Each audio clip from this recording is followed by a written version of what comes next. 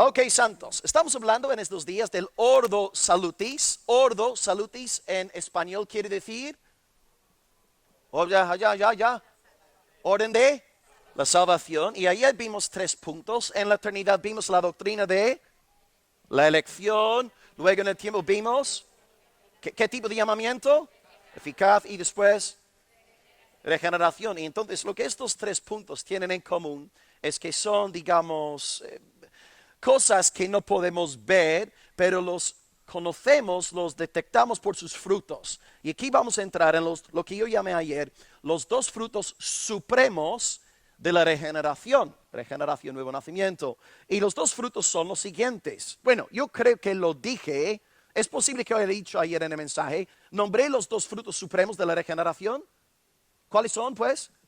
Fe y arrepentimiento. Hoy vamos a hablar, pues, 2 puntos, si queréis apuntar. 1, fe. 2, arrepentimiento. O si queréis, podéis poner 4, fe, ya que estamos hablando ayer 1, 2, 3.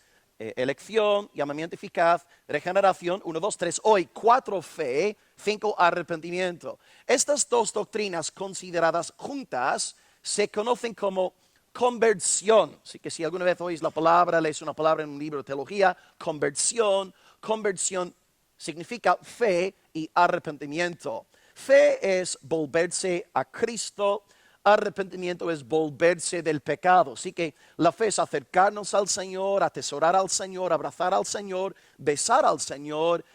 Arrepentimiento es huir, alejarnos del pecado. Considerad en esta mañana la fe y el arrepentimiento como dos brazos, ¿verdad? Tienes brazos, tienes músculos, un brazo se llama fe, el otro brazo se llama el arrepentimiento. Siempre van juntas estas 2 cuestiones. O una moneda, todos tenemos monedas, ¿verdad? A ver si, no tengo, lo siento, solo tengo billetes. Yo soy seguidor de Guillermo Maldonado. Pero si tenéis ahí una moneda, creyentes pobres, veréis, ¿no? Caro cruz. Entonces, fe, arrepentimiento. Las 2 cosas son absolutamente inseparables. Hoy hablaremos sobre fe y arrepentimiento. Arrancaremos hablando sobre la fe. Y voy a seguir el mismo modelo que ayer. En cada punto leeré un pasaje, un par de pasajes del Antiguo Testamento, un pasaje o 2 del Nuevo, para que veamos que todo esto es netamente escriturístico. Vamos a arrancar pues hablando de la fe. Os invito a buscar Jeremías 32 y nos fijaremos en 2 textos y luego saltaremos a Mateo 16. Así que de nuevo, 2 lugares a la vez, Jeremías 32 y Mateo 16. Así que punto 4 de nuestra serie, fe, la fe. Fe, luego arrepentimiento, y acabaré hablando sobre cómo fortalecer nuestra fe y nuestro arrepentimiento. Primer texto, Jeremías 32, del 39 al 40. Dice la palabra de Dios, y el Señor aquí está hablando.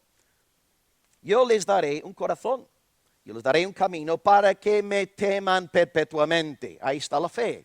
Dios nos da verdadero temor de Él, para que tengan bien ellos y sus hijos después de ellos. Haré con ellos un pacto eterno, que no me volveré atrás de hacerles bien. Pondré mi temor en el corazón de ellos para que no se aparten de mí. Entonces, ¿quién pone en nosotros este temor reverencial, filial? Pues es Dios. Dios nos da esta fe, lo que aquí se describe como el temor verdadero de Dios. Y ahora vamos a Mateo 16 y vamos más de lo mismo. Es cuando Cristo está preguntando a los discípulos por su identidad. ¿Quién decís vosotros que soy? Pedro dice, tú eres el Cristo, el Hijo de Dios viviente. Y ahora fijaos en la respuesta de Jesús. Mateo 16, 17. No dice, wow, Pedro, wow, eres un crack, un 10. Tú me has reconocido. No, Jesús dice, versículo 17, Mateo 16. Bienaventurado eres, Simón, hijo de Jonás. No te lo ha revelado carne ni sangre, sino mi Padre que está en los cielos. La raíz de la fe de Pedro es Dios. Dios le da la fe para que él reconozca a Jesús, no como un mero profeta, sino como el Hijo eterno de Dios. Si queréis también podéis fijaros en 1 Corintios 12, 3. Yo lo voy a leer, no hace falta buscarlo, pero lo leeré. Donde vemos claramente que no podemos confesar a Cristo como Señor sin la obra de Dios en nosotros. 1 Corintios 12, 3 dice, nadie que hable por el Espíritu Santo llama anatema, maldito, a Jesús. Y nadie puede llamar a Jesús Señor sino por El Espíritu Santo. Entonces, si tú confiesas de verdad a Jesús como Señor, si tú tienes fe en Jesucristo, es por el Espíritu Santo. El Espíritu crea, labra fe en nosotros. Y luego el texto que todos conocemos, que hemos memorizado, que compartimos mucho cuando estamos evangelizando en un contexto católico, Efesios 2, 8, 9, por gracia sois salvos por medio de la fe. Esto no es de vosotros, pues es don de Dios, no por obras para que nadie se gloríe. Ahí tenéis una selección de textos del Antiguo y del Nuevo Testamento donde vemos de forma incuestionable que la fe es labranza de Dios, la fe es creación del Señor. Luego veremos que tú y yo, después de recibir estos músculos que recibimos en virtud del nuevo nacimiento, tenemos el deber de fortalecerlos. Y hablaré sobre estos ejercicios que podemos llevar a cabo para tener una fe y un arrepentimiento más firmes y fuertes. En primer lugar, pues, fe. Fe es de Dios, fe es creación de Dios en el alma, fe es labranza de Dios, es obra del Espíritu Santo. ¿Y cómo podemos saber si realmente tenemos una fe verdadera? Pues he definido la fe como volverse a Cristo. No he dicho volverse a Dios, porque el año pasado, en estas mismas fechas, Papa Francisco estaba por Irak y él se dirigió en una asamblea a un grupo de católicos, musulmanes y judíos. Y dice Papa Francisco, bendito sea su santo nombre, ¿no? Y él dice, delante de todos, musulmanes judíos, dice, todos oramos al mismo Padre. No. Porque la Biblia dice en Gálatas capítulo 3 que el Hijo de Dios es aquel que reconoce a Jesucristo como Señor y como Mesías. Por tanto, ya que los judíos no profesan fe en Jesús de Nazaret, no son nuestros hermanos. Ya que los musulmanes no profesan fe en Jesús como Hijo de Dios, segunda persona de la bendita Trinidad, no estamos orando al mismo Dios. Solamente somos hijos del Padre si somos del Hijo. Y si no tenemos fe en Cristo, no somos de la fe. Por tanto, el Papa dice el año pasado, bueno, ya que tenemos el mismo Padre, tenemos la misma fe, es una idea falsa. La fe es volverse a Cristo, creer en Cristo. Dios nos ha dado a Cristo y por medio de Cristo conocemos al Dios verdadero. Y los reformadores en el siglo XVI utilizaron 3 palabras en latín para describir la fe verdadera. Voy a primeramente decir las palabras en latín y bueno, yo creo que son fáciles de traducir al español. Y bueno, los muchachos solteros, si tenéis ganas aquí de conquistar el corazón de una sierva del Señor, todo lo que tenéis que hacer es decir estas 3 palabras con acento italiano. Ya está, ya puedes ir planeando la boda. Es que primero, sí, para mí funcionó, Yo estaba orando para que mi esposa recibiese el don de la miopía. Es que se fija mi Señor. Y mira, menudo milagro, estoy casado. Así que feitos, hay esperanza para vosotros. Si yo estoy casado, hay esperanza para cualquiera. Amén. Gloria al Señor. Palabra número 1 en latín. Noticia. La verdadera fe siempre conlleva una noticia. En español, noticia. ¿Cuál es la noticia que sí o sí tenemos que oír para que haya verdadera fe? La noticia del Evangelio. La buena noticia de que, como bien decía el pastor Rafael, todos somos pecadores, pero Cristo no murió por los buenos, Cristo murió por los pecadores, resucitó al tercer día. Y todos aquellos que creen en Él, arrepintiéndose del pecado, serán salvos eternamente. La verdadera fe siempre conlleva noticia. Noticia, una noticia. La segunda palabra en latín que utilizaban es la palabra ascensus, con 2 S a principios. A-S-S-E-N-S-U-S. Ascensus es asentimiento. Asentir, es decir, no solamente recibes la noticia, sino que tú ameneas la noticia. Jesús ha muerto en la cruz por tus pecados. Amén. Cristo resucitó al tercer día. Amén. Tú ameneas la noticia, porque tú puedes oír la noticia y no amenearlo. Así que la verdadera fe, sí, recibe la noticia del Evangelio, asiente también a lo que está siendo proclamado. Y luego, en tercer lugar, tenemos la palabra fiducia. Y la palabra fiducia cobró bastante importancia en diciembre del año pasado, cuando la Iglesia Católica publicó, ¿verdad?, su declaración de parte del Departamento de la Fe, fiducia supplicans, que ahora en la Iglesia Católica los sacerdotes pueden bendecir a personas en relaciones con personas del mismo género. Y esto hasta el día de hoy, hasta en el sector conservador de Roma, muchos siguen escandalizados ahora 9 meses más tarde. Fiducia significa confianza. Tú te entregas al Señor con todo tu corazón. Creer el Evangelio es más que simplemente entenderlo mentalmente. Es abrazar el Evangelio, atesorar el Evangelio, entregar tu vida a Jesucristo como tu fiel pastor, tu dulce Salvador. Porque si pensamos en Satanás, Satanás conoce la noticia del Evangelio. Él sabe que Cristo murió en la cruz. Él sabe que resucitó al tercer día. Pero él no es salvo. Porque en Satanás no hay fiducia. Satanás no se ha entregado gozosa y amorosamente a los pies del Calvario. Por tanto, para tener una verdadera fe necesitas noticia, el Evangelio. Por eso hay que predicar el Evangelio sin cesar. 2, ascensus, hay que amenear la noticia. Y número 3, luego fiducia. Te entregas en amor, en fervor, en pasión a la causa de Dios. Y es bien importante observar estas palabras porque en la Biblia hay tal cosa como una fe falsa. Os pongo algunos ejemplos aquí con la ayuda de Luis Berkhoff. En primer lugar, Luis Berkhoff habla de una fe puramente intelectual. ¿Y qué quiere decir Luis Berkhoff con esto? Creo que está pensando aquí en Santiago, capítulo 2, 19 por ahí, donde dice la palabra de Dios que crees a Dios, pues bien haces. Pero los demonios también creen y tiemblan. Por ejemplo, os lanzo unas preguntas, podéis contestar. ¿Satanás cree en la Trinidad? Sí. ¿Satanás cree que Jesucristo se encarnó? ¿Cree que Cristo murió en la cruz? ¿Cree que resucitó literalmente el tercer día? Ahora, ¿es Satanás salvo? No. Fe intelectual, fe mental, fe cerebral. Pero Satanás no es salvo. Por tanto, hay personas en la Biblia que sí pueden tener cierto conocimiento de la doctrina, no quiere decir que sean salvos. Así que hay una fe meramente intelectual.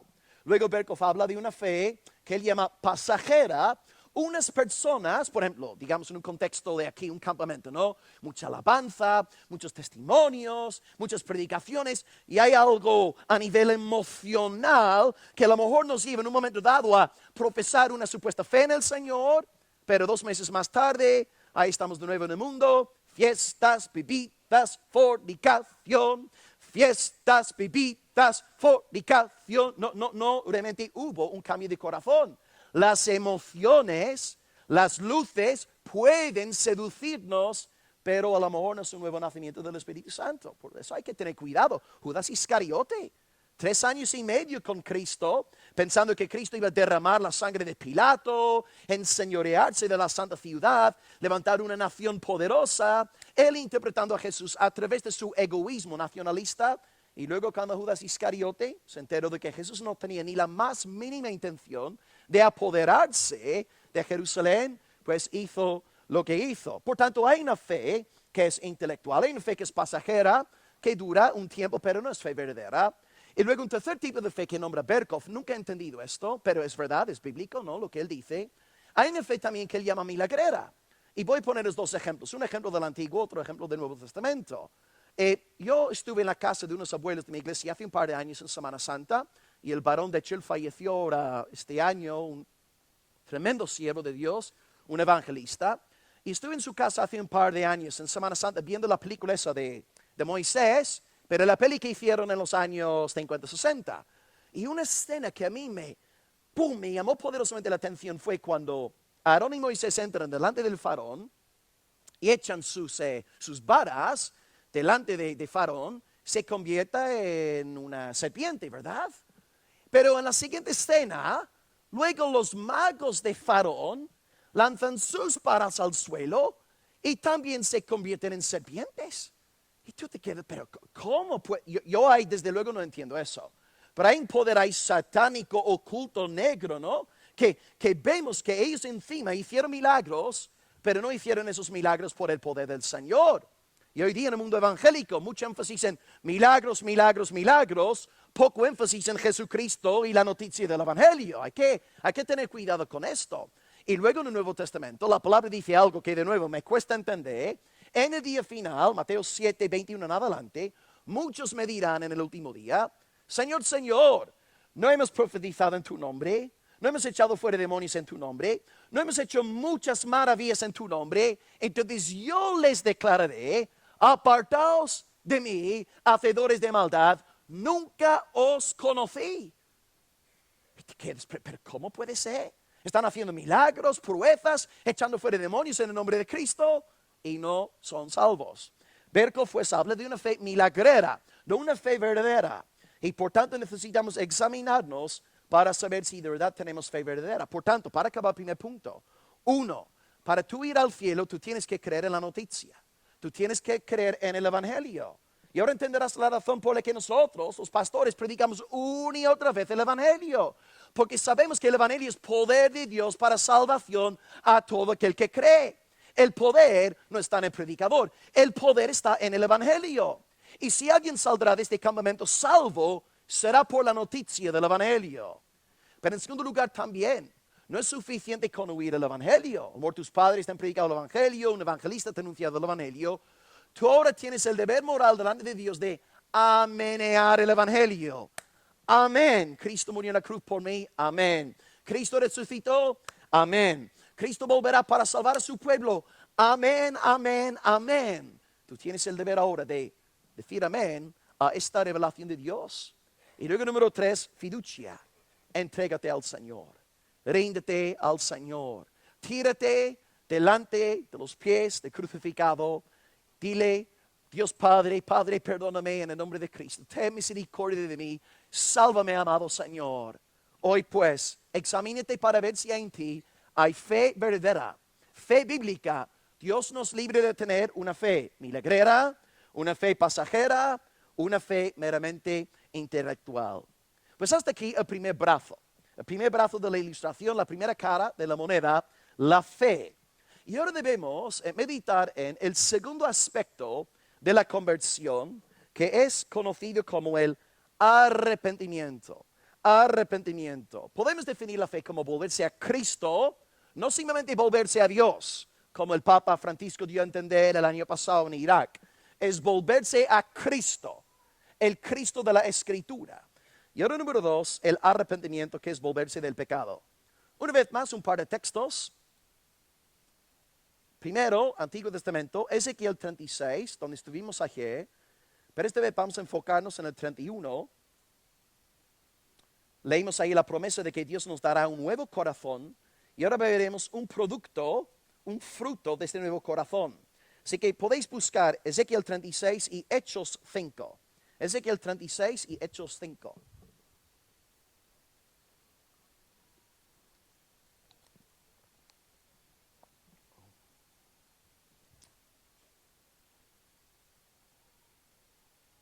Bien, Ezequiel 36, seguimos en el mismo párrafo que ayer. Dios dice que nos dará un nuevo corazón, nuevo espíritu, etc. Y ahora uno de los frutos de este nuevo corazón, versículo 31, es arrepentimiento. Dice la palabra de Dios ahí. Os acordaréis de vuestros malos caminos. Os acordaréis de vuestras obras que no fueron buenas. Y os avergonzaréis de vosotros mismos por vuestras iniquidades y por vuestras abominaciones. Cuando tú naces de nuevo por el poder de Dios, te ves como realmente eres delante de Dios. Sucio, vil. Yo me acuerdo, ¿no? Antes de convertirme al Señor, me creí un chico perfectísimo de 10. Y luego el Espíritu Santo, ¿no? Invade, entra en tu corazón y wow, te das cuenta de que eres un hijo del infierno por naturaleza. Vemos que un fruto de nuevo nacimiento es en efecto arrepentimiento. Experimentas vergüenza por tu pecado. Odias tu pecado. Y luego ahora en Hechos 5, y luego también veremos Hechos 11, Hechos 5, veremos aquí cómo este arrepentimiento una vez más es un don de Dios. Ezequiel 36 nos dice que el arrepentimiento es un fruto de un nuevo corazón que Dios nos da.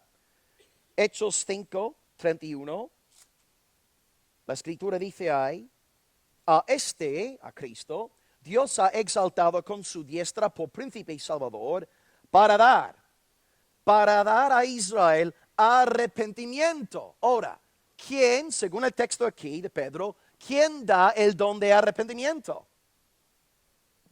Dios da el don de arrepentimiento, y aquí concretamente hablando de los judíos, pero ahora fijaos exactamente la misma verdad ahora en cuanto a los gentiles, en Hechos 11, versículo 18.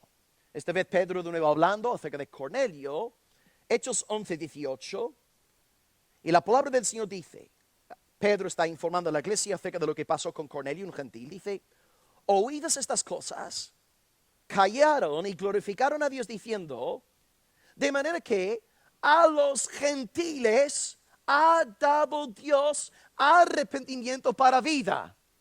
Dios da arrepentimiento a los israelitas. Dios da arrepentimiento a nosotros, los gentiles, arrepentimiento. Y un texto final, 2 Timoteo 2, 25, donde una vez más vemos que el arrepentimiento es don de Dios. 2 Timoteo 2, 25. Leo también el versículo 24 para que veamos ahí algo de contexto. El siervo del Señor no debe ser contencioso, sino amable para con todos, apto para enseñar y sufrido. Que con mansedumbre corrija a los que se oponen, por si quizá Dios les conceda que se arrepientan para conocer la verdad. Una vez más, ¿quién da el arrepentimiento? Dios, Dios, Dios, Dios. Ezequiel Dios, Hechos 5 Dios, Hechos 11 Dios, 2 Timoteo 2, 25 Dios. Dios es quien nos da el arrepentimiento. ¿Y cómo podemos pues saber si tenemos un arrepentimiento según Dios? Pues pensemos en las tres partes constitutivas del ser humano. Tenemos afectos, tenemos intelecto y tenemos voluntad. Afectos, intelecto y voluntad. En cuanto a los afectos, esta mañana en el devocional quisiera pues citar a Juan Pablo. No os preocupéis, no Juan Pablo II de Roma, sino nuestro Juan Pablo de Málaga. Y si fijasteis hoy, os fijasteis en lo que dijo Juan Pablo, la primera señal de una verdadera conversión según Juan Pablo es, ¿qué dijo esta mañana en el devocional? ¿Odio de qué? Exactamente. Señal número 1. Tus afectos, si queréis podéis apuntar como prueba, 2 Corintios 7:10, que Dios pone en ti una tristeza que no es conforme al mundo. Hay una tristeza santa que te lleva a quebrantarte por tu pecado. Porque claro, yo sé que hay políticos y no quieren que sus pecados salgan en las portadas de los periódicos. Vicepresidente hallado en cama con su secretaria, ¿no? Corrupción en no sé qué país. Ellos lloran por sus pecados, pero cuando salen publicados en las portadas de los periódicos, pero no tienen una tristeza conforme al corazón de Dios.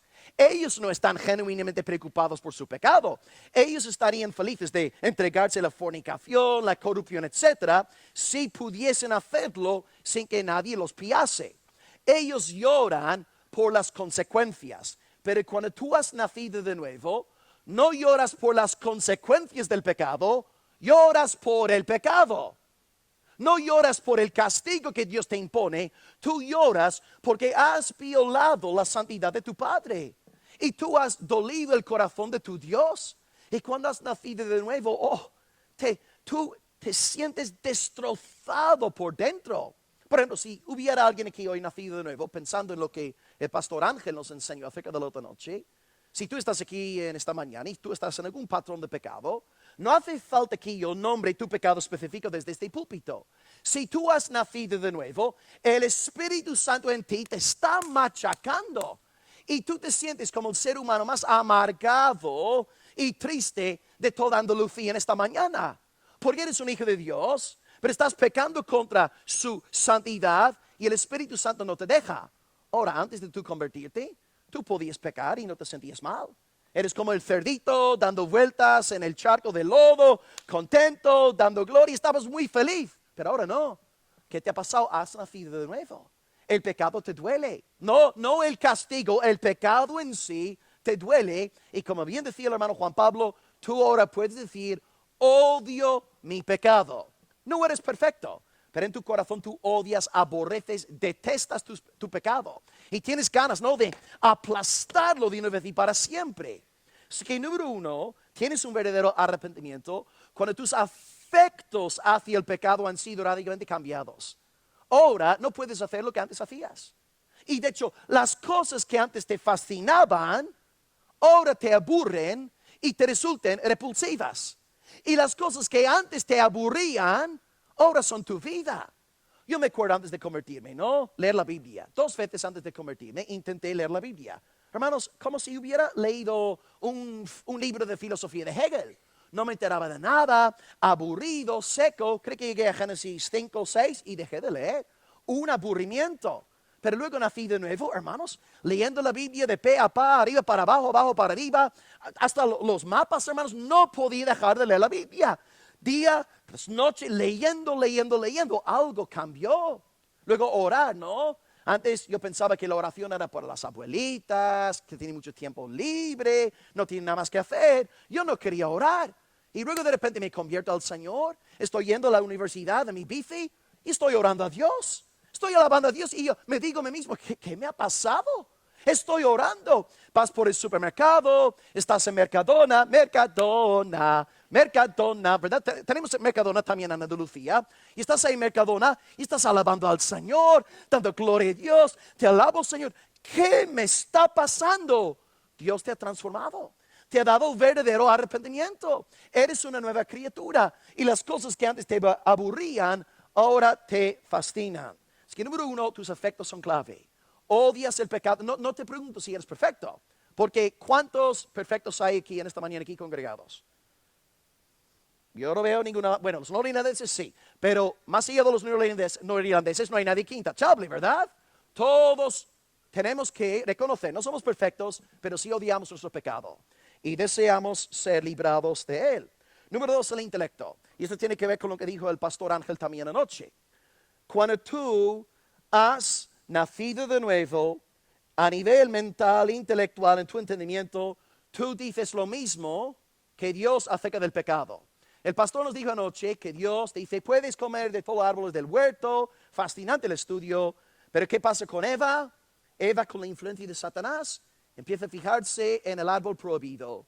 Llega a ser un árbol para ella codiciable, un árbol bueno, y ahí está el gran error. Cuando tú empiezas a llamar bueno lo que Dios ha llamado malo, cuidado. Esta es la señal de una generación apóstata. Isaías 5:20. Hay de los que llaman lo bueno malo y lo malo bueno. La luz tinieblas, las tinieblas luz. Lo amargo dulce y lo dulce amargo. Es lo que estamos viendo hoy en nuestra sociedad, ¿verdad? Hoy incluso en las iglesias hoy, love is love. No, es una abominación. El acto sexual fuera del marco del matrimonio entre un varón y una hembra es abominación delante de Dios. Y ahora vemos en la iglesia supuestamente evangélica, love is love. No, hermanos. Esto es el pecado de Eva. Esto es llamar algo bueno que Dios ha dicho que es malo. Y si tú tienes un corazón genuinamente arrepentido, cuando Dios llama algo pecado, tú dices, amén, Señor. Es pecado, Señor. Me someto a ti, Señor. Mandas tú, Señor, en mi vida. Por tanto, a nivel intelectual, ¿estás tú tal vez justificando cosas en tu vida, llamándolas buenas y codiciables, cuando Dios ya habló muy claramente en la palabra, diciéndote que esto es malo? No vayas por este camino. El que es arrepentido de verdad, a nivel mental, dice lo mismo que Dios en cuanto al pecado. Así que en cuanto a los efectos, hay tristeza y odio por el pecado. En cuanto al intelecto, decimos lo mismo. No cometemos el pecado de Eva, llamando bueno algo que es malo. Y luego número 3, la voluntad. Si tú de verdad has nacido de nuevo y tienes un corazón arrepentido, tu voluntad es estar lo más alejado posible del pecado.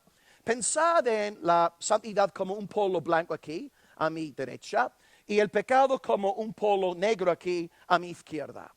¿Cuál es el deseo de una persona genuinamente arrepentida? Una persona que está viviendo en santificación delante de Dios. La meta es estar lo más alejado posible del polo negro y lo más apegado al polo blanco. Pero ¿qué me dirías tú de una persona que está siempre, porque hay personas así en las iglesias, ¿verdad?, que están intentando acercarse lo más posible al polo blanco sin llegar a ensuciarse de pecado? Por ejemplo, mujeres. ¿A ti te gustaría que después del culto hoy tu marido te dijese, mira cariño, no voy a meterme en la cama con ninguna mujer ajena, pero voy a tontear, voy a irme con otras mujeres, voy a tocarlas, pero no te preocupes cariño, no pienso meterme en la cama con ninguna otra mujer? Tú como esposa, ¿estarías feliz si tu marido te dijese eso? ¿Qué harías con tu marido después del culto si te dijera eso? Le darías la cachetada del Espíritu, ¿verdad, hermanos? Como vemos en YouTube. O sea, ves, el problema no es el polo negro. El problema es el corazón apóstata que está intentando vivir lo más cerca posible. Este mismo deseo es una abominación delante de Dios. Y tu deseo debe ser tan hundirte en el Señor, perderte en su mar de santidad y no estar coqueteando o acercándote al polo negro. Por tanto, huye del pecado. Y de nuevo, si has nacido de nuevo, tu segundo deseo supremo es ser librado de esta ley de pecado que está en tus miembros. ¿Qué decía nuestro hermano Pablo? ¡Ay de mí! ¿Quién me librará de este cuerpo de muerte? Pablo deseó ser librado de la ley de pecado que moraba en sus miembros. Ahora, nuestro supremo deseo no es ser librado del pecado. Nuestro supremo deseo es ver a Cristo, ver a nuestro Salvador cara a cara, ver su gloria con ojos abiertos. ¡Wow! Pero en segundo lugar, deseamos ser librados de pecado. Y os traigo una buena promesa, a los hermanos que habéis nacido de nuevo. Se está acercando un día en el cual nosotros nos vamos a despertar para nunca más pecar. Y fijaos, vamos a recibir cuerpos glorificados y ni siquiera seremos tentados. ¿Tú te imaginas levantándote un día sin que te entre un solo pensamiento pecaminoso por la mente? Porque claro, somos muy buenos a la hora de, claro, después de tantos años en la iglesia, aprendemos a guardar las formas y está muy bien. Pero la gente no ve nuestro corazón. Y Dios nos ha enseñado un poquitito de nuestro corazón y lo poco que vemos nos asusta. Pero hermanos, literalmente nuestra promesa en la Biblia es que llega un día en el cual ni siquiera vamos a luchar con pensamientos pecaminosos. ¡Oh, Maranata! Ven pronto, Señor. Que alguien me pegue un tiro, por favor. Yo quiero irme ya, hermanos. Gloria al Señor. Y si tú has nacido de nuevo, tú estás deseando ser librado de esta ley de pecado que mora en tus miembros. ¿Es así o es así? Os estoy predicando en coreano. ¿Me entendéis, verdad, hermanos? ¿Estáis conmigo? Aleluya. Y esta promesa se cumplirá. Por tanto, para aplicar este segundo punto de vuestros corazones, hermanos, ¿os duele el pecado?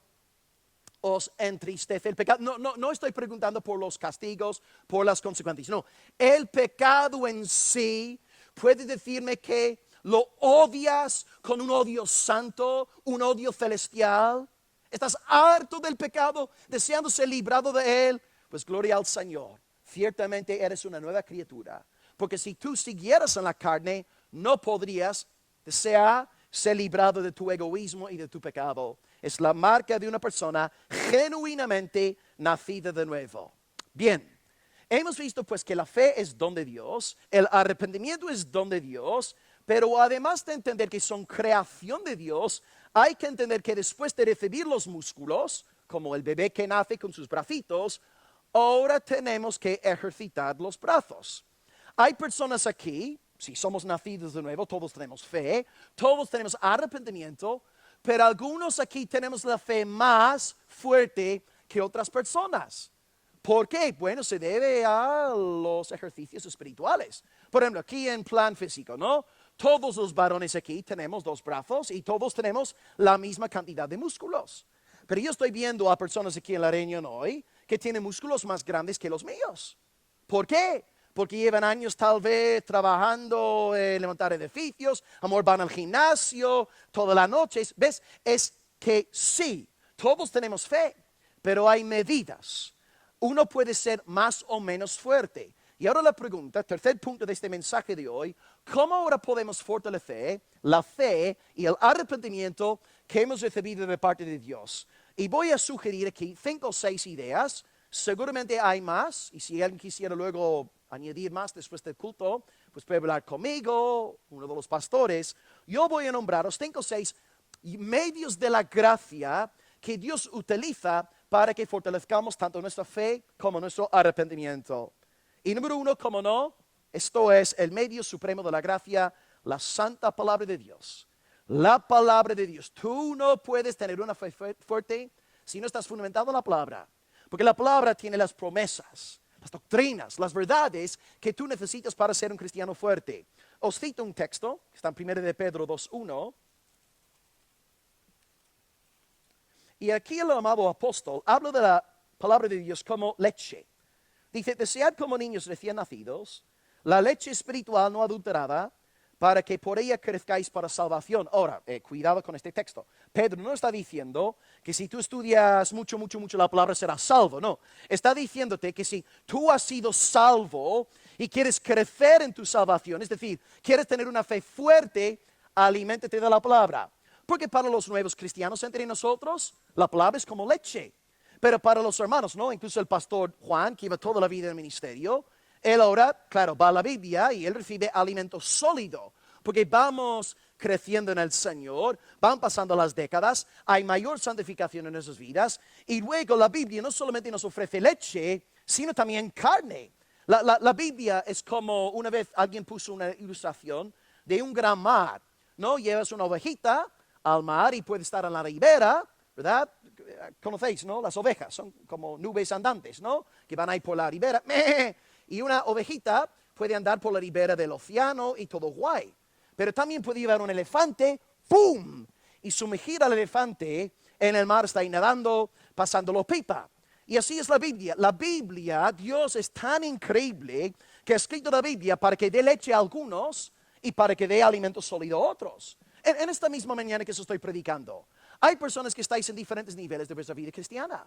Y algunas cosas que estoy diciendo están llamando la atención a unos hermanos aquí presentes. Y hay otras cosas que estoy diciendo que están haciendo que otros hermanos piensen, ¿no? Y es increíble como en un mismo mensaje, las mismas verdades, Dios va dando a cada uno. ¿Es que quieres ser un cristiano fuerte? Estudia la palabra. Estudia la palabra. Y en el día de mañana tendrás los músculos como Isaac, que son más grandes que los de Sansón. Así que lee la palabra, bebe palabra, memoriza la palabra del Señor. Por eso no me meto con él, porque me dan una paliza, ¿eh? Yo no soy tontito. Número 1, palabra de Dios. 2, ordenanzas. Lo que dijimos ayer en el sermón. Las ordenanzas son predicaciones visibles. Tú, mira, no es verdad que cuando estás en un culto de bautismo, no es cierto que entre los cristianos, cuando tú estás ahí en un culto de bautismo, no hay una alegría, hay una dulzura, hay un gozo en él. Es algo palpable. Y cuando estamos ahí en bautismos, nos acordamos de otros bautismos que hemos visto, y Dios bendice las ordenanzas y luego la Santa Cena. Cuando tomamos la cena, hay una presencia marcada del Señor en estos momentos solemnes. Hay en obediencia a la palabra. Es tangible la presencia de Cristo con su congregación. Es que el bautismo, la Santa Cena, también son medios que Dios utiliza para que tengamos una fe más firme. 1, palabra de Dios. 2, las ordenanzas. Número 3, la gran carencia de la iglesia en el occidente, oración. Nuestras iglesias ya no oran. Charles Spurgeon decía que una de las señales de que una iglesia está entrando en liberalismo es cuando cancela la reunión de oración. Y esto pasa tristemente en el mundo reformado, ¿eh? Ya no oramos. Solamente cultos para predicar la palabra, ya no oramos al Señor. Cuidado, hermanos. Debemos ser el pueblo del libro, amén, pero debemos ser el pueblo de las rodillas. Hay que orar, hay que humillarnos delante de Dios. Y yo te digo como predicador, a veces es más fácil predicar que orar.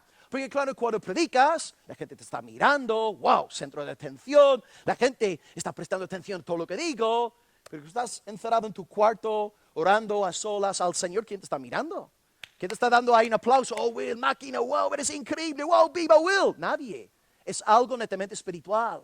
Necesitamos orar en privado. Necesitamos orar, como bien dijo Pastor Alex, con nuestras familias y tenemos que orar con nuestras iglesias. Oremos, oremos, oremos. Porque una cosa que nos recriminan de parte del mundo carismático, ay, vosotros los reformados no oráis, no buscáis al Señor. Hermanos, oremos al Señor.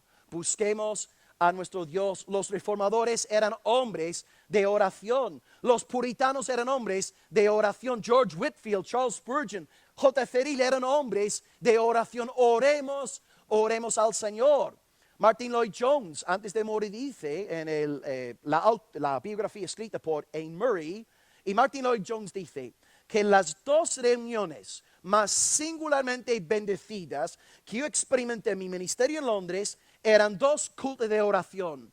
La presencia de Dios, dice, él descendió de una forma y el varón ya con sus 80 años se acordó. Cultos de oración, hermanos, oremos en casa, oremos con la familia, oremos con nuestras iglesias. No nos apartemos de la oración nos fortalece. Yo me acuerdo cuando me convertí al Señor ahí en Belfast, había un granjero de nuestra iglesia llamado Dan, ¿no? Dan era más alto, más fuerte que Isaac. Y Dan había estado todo el día trabajando en el campo. Yo recién convertido, predicando a todo el mundo, se metían conmigo en el equipo de fútbol del instituto donde estaba jugando en aquel entonces. Mi familia se volvió contra mí. En la universidad también, cuando entré, todos criticándome. Pero cada miércoles había culto de oración. Yo estaba hecho polvo, todo el mundo criticándome, amenazándome incluso. Y yo entraba en el culto de oración reventado, deprimido, triste. Y ahí estaba Dan a la puerta, todo el día trabajando en la granja en Irlanda. Olía, hermanos, wow, este olor, esta unción de sobaco, wow, por poco me tumbó. Pero me cogió Dan en sus brazos, wow. Me dio un abrazo en el amor del Señor, hermanos. Yo me sentí como Simba, como el rey de la selva. Yo me sentí como el hombre, wow, más feliz del mundo. Aquí estoy con mi hermano en el culto de oración. Y empezamos a orar los 8 o 9 hermanos reunidos. Y de repente todo lo gris, todo lo triste se convirtió en alabanza al Señor. Y yo salí de aquellos cultos como si hubiera tomado 5 latas de Red Bull. Salía volando, hermanos. ¿Ves? Dios usa la oración. ¿Acaso no es cierto, hermanos? ¿Cuántas veces en nuestra vida cristiana hemos estado completamente derrotados y luego clamamos al Señor? La situación no ha cambiado, pero nuestro corazón sí. Y salimos diferentes, marcados por el Señor. Amados, oremos. Oremos, oremos, oremos para tener una fe fuerte. Número 4, me quedan 2 o 3 más. Número 4, comunión de los santos. A ver si digo la palabra. Estaba intentando decir la palabra que no pude pronunciar ayer. Estaba estudiando, a ver si sale ahora. Estamos en la época de la digitalización. ¡Oh, ¡mua! ¡Oh, ¡mua! Gloria a Dios! ¿Ves? Los pelirrojos somos listos. Estamos en la época digital y tiene sus ventajas. Amén, pero tiene sus peligros. Y ahora, ¿cuál es el mensaje que me envié mucho por internet? Pastor, soy cristiano, pero no me congrego, no voy a ninguna iglesia. Y ahora tenemos desde la pandemia en adelante el fenómeno del cristiano virtual, el cristiano digital. No hay cristianismo virtual, cristianismo electrónico, no. Cristianismo de carne y de hueso. Tú tienes que abrazar a tu hermano, tú tienes que oler el perfume de Fina, tú tienes que estar con tus hermanos ¿Te pones perfume, verdad, hermana? Muy bien, vale. Podéis abrazarla después del culto porque sí se ha confirmado que se pone perfume, ¿vale? Así que podéis abrazarla en paz. Cristianismo, carne y hueso. Cristianismo es encarnación. Cristo es carne y hueso. Tú y yo no podemos estar en casa descargando una predicación de Paul Washer, su gel, el día domingo ya está, he cumplido con mis deberes espirituales. No, Dios te coloca en la iglesia. La ovejita necesita su redil. Yo no tengo que persuadirle a la ovejita diciéndole, oye, por favor, júntate con las otras ovejas. Si yo suelto una ovejita y otras ovejas ahí al lado, la oveja por su naturaleza va acercándose a las otras ovejas. Está en su naturaleza. El cristiano es una ovejita. Necesita su rebaño. Y tú no puedes ser un cristiano fuerte quedándote en casa descargando una predicación de su gel una vez a la semana. Dios te llama a estar con la iglesia, porque ahí el Señor te va a pulir. Porque sí es cierto que hay personas maravillosas, preciosas, serviciales, muy amables, que te caen bien, por supuesto. Pero también, que nadie diga amén, ¿eh? Y que todos miren a mí, que nadie mire a la persona en quien está pensando. Hay gente pesada en la iglesia, ¿eh? Hay gente muy pesada en la iglesia. Gente problemática, gente que siempre está causando dolores de cabeza y tienes unas ganas de cortarle el cabello, ¿no? El cabello, no, el cuello. Sí, ¿qué estaba diciendo? Me hago reír a mí mismo, hermanos. ¿Qué estaba diciendo? Sí, estas personas problemáticas que están en la iglesia, Dios las está usando.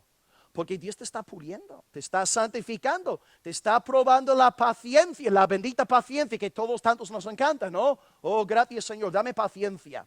Hermanos, Dios pone a su pueblo en un marco congregacional para que seamos pulidos. Esa gente pesada, tú las necesitas. Porque si tú ya fueras 100% infalible, no existiría personas así, ¿no? Y ten por seguro que también en la vida de alguien tú eres el pesado. Así que esto también te sirve de ánimo, ¿no? Soportándoos unos a otros. O sea, Pablo también lo sabía. En el primer siglo había gente rara en la iglesia, soportándose unos a otros, perdonándose unos a otros. Ahora, si estamos hablando de pecados objetivos, tomamos medidas disciplinarias y ya está. Pero Dios nos pone en la iglesia para que seamos santificados. Porque vamos a pensar en la persona que está domingo tras domingo descargando predicaciones de MacArthur, de Piper online.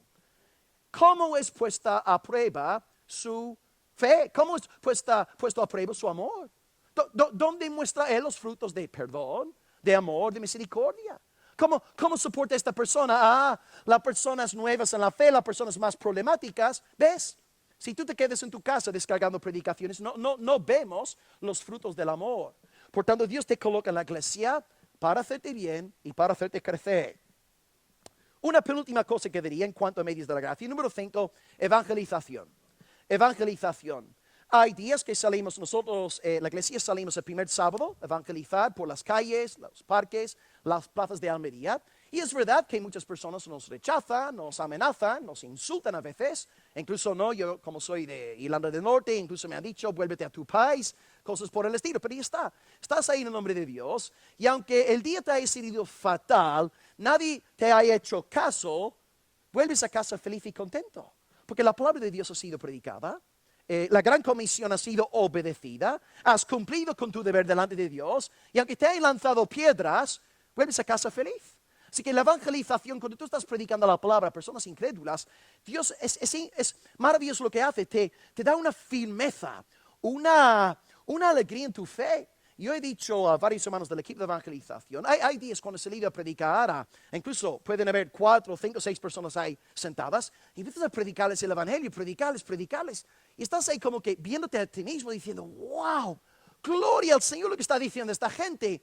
Dios a través de la evangelización te fortalece, te da ánimo, pero como bien decía Pink, la iglesia que no evangeliza se fosiliza.